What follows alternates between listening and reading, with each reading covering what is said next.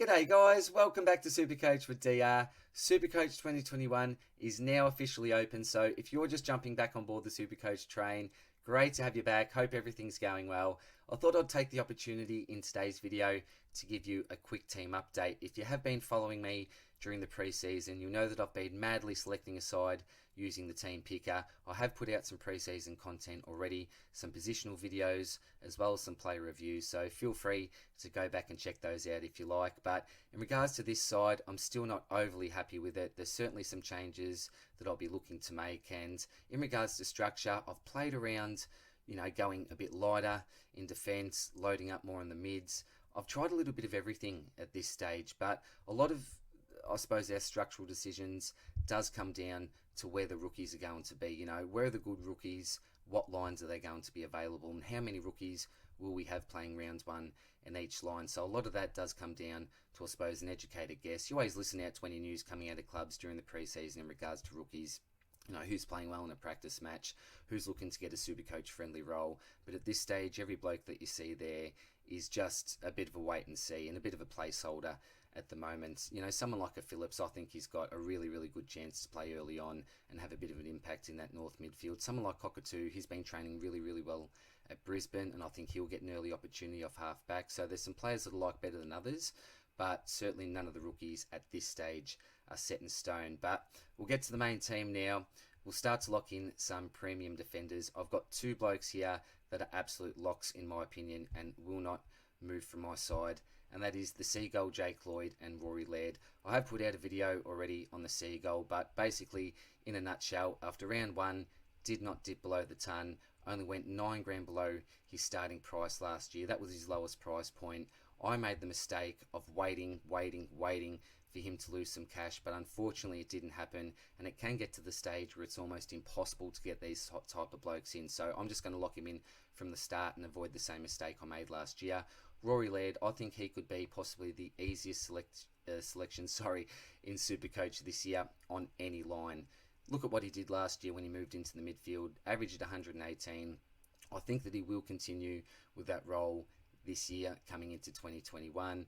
Look, I don't think he can go backwards. Even if he goes back to a defensive role for a small part of the year, I don't think he'll score terribly, but the upside to him, I think, is absolutely fantastic.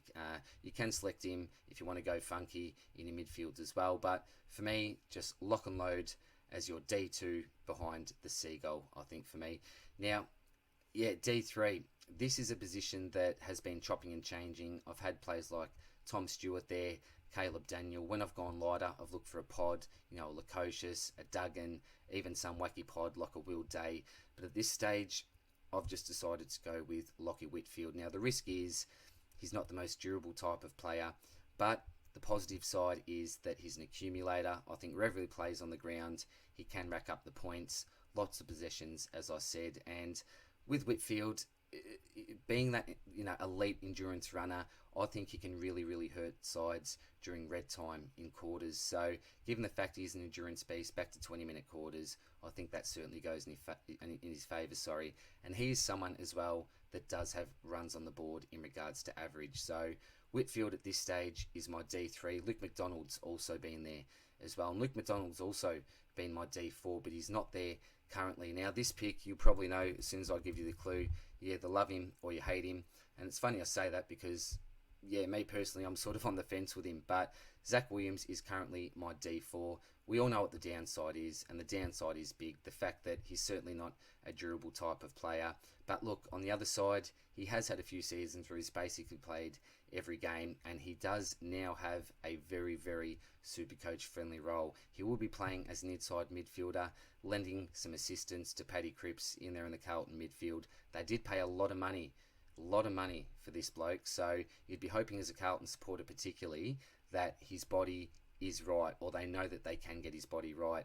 The other concern, I suppose, with Williams is that we haven't seen him play a full season, with that midfield role. We've seen it in patches at the Giants, and that's why I like the look of this selection, because when he did play that sort of inside midfield role, he looked absolutely sublime in my opinion. So huge risk, huge reward, but if all things go right, I can certainly see him averaging in the top 4 defenders anyway. So that's what the defence is currently looking like.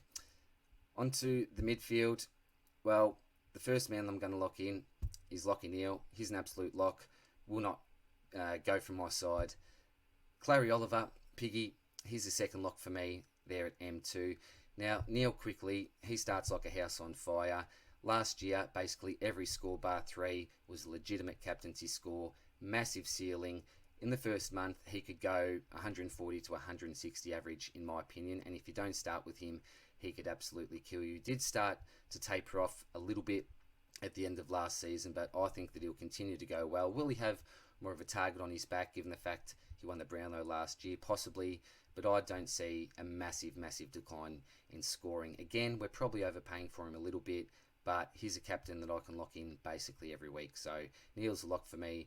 Clary as well, I think he's probably the safest, apart from Neal, selection in the top 10 midfielders at this stage. Look, he's durable. He's got a history of scoring well. He's started 3 out of the last 4 years in the top 10 for prices, and I think that's for a reason. I have put out a video on him already, but if you look at his stats from 2018 to 2020 in regards to clearances, tackles, and contested possessions, he rates in the top 10 in each category in the last 3 years. So a pretty safe pick for me.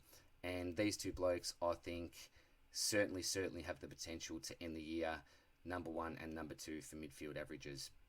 Now, my M3, this pick is giving me nightmares. It has been Jack Steele. Well, technically, Steele would be the M2, wouldn't he, and Oliver M3. But I've gone away from Jack Steele. I would love Titch. So originally, Titch was in that position, but given the fact his body's no good, I'm just not taking the risk there. But ideally, it would be Titch that would be locked into this spot. Patrick Cripps. Now, he's a really interesting pick. I'm still not sure about him. One day it's a yes, one day it's a no. And having Cripps at M3, it sort of doesn't look right. So it's one of those days where I'm on Paddy Cripps. But his Carlton teammate. I've also put out a video on this man, and it's Sam Walsh. Now, 543,000. I think that this bloke is one of the blokes that does have the potential to break out into the uber elite. It's no secret that he wants to play some more inside midfield time. He's been picked to do that, I think, this year. Look, he'll still play on the outside, I think, during stages of the game. But, again, he's still proved that he can score fairly well in that role anyway. So, for me, it's a bit of a risk being there at M3. You'd like probably a more proven performer in that position, but I certainly think he's got all the potential in the world to do so. Certainly not a lock for me at this stage, but yeah, I like him a little bit more than a Paddy Cripps at the moment. The next bloke, well, I think he's one of my favourite players in the AFL, and I don't think I'd be alone in saying that. Matty Rao, look, there is a bit of risk attached with this bloke as well. Look, he's only really played 4 games really, if you take out that injury-affected game. But in saying that, he does have that injury-affected score in his price range there. Yeah, look, there's a lot of flaws for him, but I think a lot of that is just based on some gut feel and what we saw out of a small sample size with him. He's a generational type player, I think. Will he get a tag? I certainly think that he'll cop a little bit more attention now, but he's just one of those blokes that is an absolute animal. We know that he had shoulder surgery, but apparently they've had to slow him down because he's an absolute beast and just keeps on training. Really good with the rehab. But that can be a bit of a detriment to him because you do need to make sure that you manage your loads. But he just wants to keep training. He wants to improve, get better. And I think that he will this year. So at this stage, here's my M4. I'd like him to be an M5 if possible. But just with the structure I'm going with at the moment, yeah, it is what it is. And here's my M4. But don't absolutely love it. And the other guy I'm getting in is one of those mid-price options. Jackson, Haitley, 310,000. Now, why am I getting this bloke in? Well, I think he's that option around 300,000 that I like the most out of any lines, and I think he's got the potential to really take that next step. Adelaide brought him over for a reason. They lack that really big-bodied midfielder to compete with some of the big boys that do run through the midfield there, like your Cripps, like your Fife when he runs through there. So I certainly think there's a role for him there. Obviously looking for more opportunity getting out of the Giants. When he has been given that opportunity, he's shown that he can find the ball, he can score well, good with his contested side of the game. So for me, yeah, at this stage, he's not an absolute lock, but given the money that I've got, the structure that I'm currently going with, he sort of makes sense there for me. Now it's on to the rucks. Now, if you've already caught up with my rucks video, you'll know how I feel about the selections going into this year. In my opinion, I think that most people would be looking, by the end of the year anyway, to have Max Gawn at R1 and Brodie Grundy at R2. Clearly, they are the two standout ruckmen in the competition, particularly in regards to Supercoach averages. And for me, I'm just going to achieve that goal right from the start. No mucking around. I'm going to complete the line and just go with the two big boys, Gawn and Grundy. Now, what's the downside to Gawn? I agree that he's overpriced. How much is he overpriced? Well, I'm not exactly sure. We'll have to see. But I'm just going to start with this bloke because he can be almost impossible to get during the season. You know, when I started with Naismith last year and he went down early, I couldn't just go up to someone like a Gawn or another premium option. I really had to mess around with other premiums on different lines, and it really did just screw me from the start. So Gawn, he's a captaincy option each week. Grundy, he's the same, I think. You can look at him for a vice captaincy or a captaincy depending on who he's coming up against each week. And look, he had a really down year last year. By his standards, he would have been really disappointed. He didn't like hub life. I'm trying not to make excuses for him, but I think that is a really legitimate excuse given the fact that he's got so many outside interests and likes to take his mind off the game, and it's really hard to do when you're just surrounded by football 24/7 up in the hub. So I think that he'll certainly maintain his average at an absolute minimum, but I'll be shocked if he didn't actually improve that average by about 5 points, Grundy. So for me, the two locks in the ruck are Gawn and Grundy. Now, onto the forward line. Now, this has given me great grief as well, to be quite honest.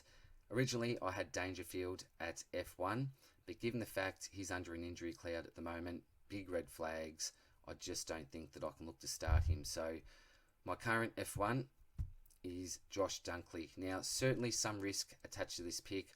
I'm certainly not saying that he's an absolute lock, but I think this is probably the pick in the forward line that does have the most upside. So with Dunkley, if he goes back to that role where he's the CBA king, contested possessions, tackles, that's where he plays his best football. And we know that he wanted to leave last year and get his way to Essendon. So will Bevo try to make him happy, give him the role that he loves the most and he thrives in? I'm not too sure. I hope so, but he's definitely one to track in the preseason, and I'm really not 100% sure. But at this stage, I do like the Dunkley pick. The second guy, and this guy is an absolute lock for me, is Rowan Marshall. So 557k. They'll probably rest right a little bit more if they do play on the same side in the forward line. But I think this pick does have some upside and not a heap of downside. At a minimum, I think he'll keep the average that he's got, and he also is really, really good cover as well for the rucks in case one of the big boys do go down for a week or two. So he makes a lot of sense, the Marshall pick, and someone that has been in my side basically since day one. So at F3, I've considered other blokes like a Dusty Martin because I think that he'll be a really safe pick. I don't think that he'll necessarily improve his average, someone like a Dusty, but I certainly don't think he'll go down in average. But as you can see there, I've got 761k. So at this stage, I'm going, and again, I don't necessarily love this, but I'm going all the way down to a Ben Brown.